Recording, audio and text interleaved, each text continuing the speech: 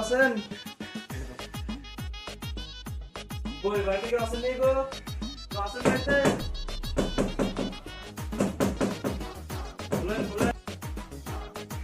কি হয়েছে বলেন। দাঁড়ান নিয়ে আসতেছি।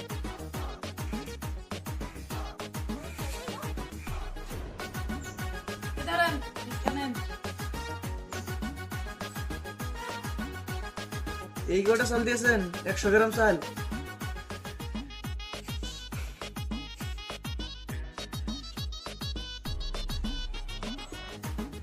আপনাদের কোনো জামা কাপড় নাই?